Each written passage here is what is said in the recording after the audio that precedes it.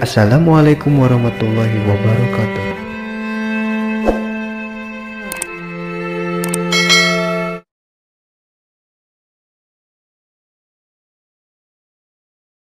Mankobah ke-40 nyarioskeun ieu wujud-wujud aki lain wujud Abdul Qadir.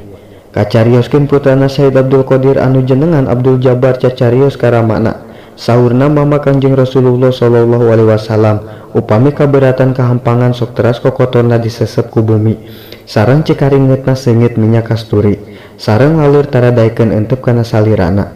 Tah ieu sadayana waktos ayeuna buktos di mama dawuhan Sayyid Abdul Qadir satemena Abdul Qadir geus pana geus tetep dina dat eyangna sallallahu alaihi wasallam. Jadi ieu wujud teh wujud eyang lain wujud Abdul Qadir radhiyallahu anhu. Mankobah ke-47 nyarioskeun Sayyid Abdul Qadir dicoba digoda syaiton. Hiji waktos anjeunna ditojo ku cahaya anu puhara dugi ka ngagebrai caang sakuriling bungking. Dina eta cahaya jol aya rupa anu kacida alusna sarta nyaur ka Sayyid Abdul Qadir, "Hei Abdul Qadir, ieu kaula pangeran maneh. Ayeuna kaula geus ngawenangkeun migawe sakabeh paharaman." Dawuhan Sayyid Abdul Qadir, "A'udzubillahi minasyaitonir rajim." Mantok sia syaiton, rep cahaya teh jadi poek, belegedeg rupa anu alus teh jadi haseup, jerit syaitonna ngajerit. Bari ngomong, "Salamet maneh Abdul Qadir, salamet. Kaula geus nyilakakeun ku tipu bangsa kieu, 70 kaum anu keur ngambah ka pangeranana." Santri-santrina naros, kumaha katawisna eta anu nyarios teh syaiton. Saurna kami nyaho yen eta syaiton, dina omonganana ngawenangkeun migawe paharaman. Mankobah ke-48 nyarioskeun Sayyid Abdul Qadir nyabok syaiton. Hiji waktos dongkap hiji syaiton ka Sayyid Abdul Qadir kacida goreng patutna, pakaianana rudin bararau. Cek eta syaiton jisim abdi numawi dumahes sejak ngahodaman ka salira, muga kersa nampi hante diwalona naon-naon, gaplok bae dicabok ku Sayyid Abdul Qadir. Les syaiton teh leungit ilang tanpa lebihna. Ari datang deui teh mawa seuneu ngagugudag. Rek ngaduruk ka Sayyid Abdul Qadir. Sayyid Abdul Qadir nyandak pedang kakara serepet pedang dicabut, syaiton geus kabur.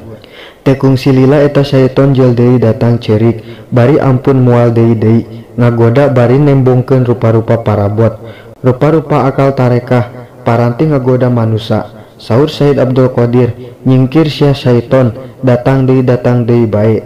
Aing mah moal beunang." Teras parabot-parabotna syaiton ku anjeunna diruksak, dirampung-rampungkeun, syaitonna kabur. Mankobah ke-48 nyarioskeun Raja Hadiah Artos jadi getih. Dicarioskeun satemen Yusuf Abdul Mudofar, Raja Baghdad ngentunkeun artos 10 karung, digotong ku 10 jalma. Eta artos ku Sayyid Abdul Qadir henteu ditampi. Tidinya sumping raja ku anjeun saurna ieu kaula hadiah artos 10 karung, ulahan teu ditampi. Tidinya teras Sayyid Abdul Qadir nyandak 2 karung, teras dipencit ku pananganana. Ari burusu teh getih ngocor tina karung. Saur Sayyid Abdul Qadir, "Tuh tingali karung teh eusina getih jalma, kenging anjeun meresan ti jalma-jalma, mangkaning kudu ditarima." Raja kalintang isineunana ku Sayyid Abdul Qadir, "Pamenteuna reup beureum rai pias."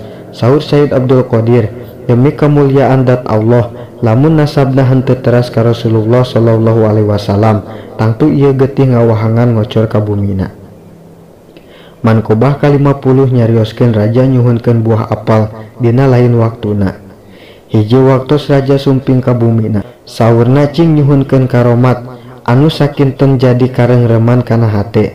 Dawuhan Sayyid Abdul Qadir, "Palai naon atuh?" Saur raja hayang buah apal, mangkaning harita sanes usumna. Tidinya teras panangan Sayyid Abdul Qadir diangkatkeun ke awang-awang. Ari dikahandapkeun deui dina pananganana aya buah apel 2, anu hiji dibeulah ku anjeunna, anu hiji deui disanggakeun ka raja.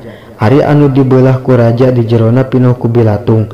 Saur raja, "Naha ieu mah pinoh ku bilatung?" Saur Sayyid Abdul Qadir, "Eta mah parantos dicabak ku panangan anu dolim."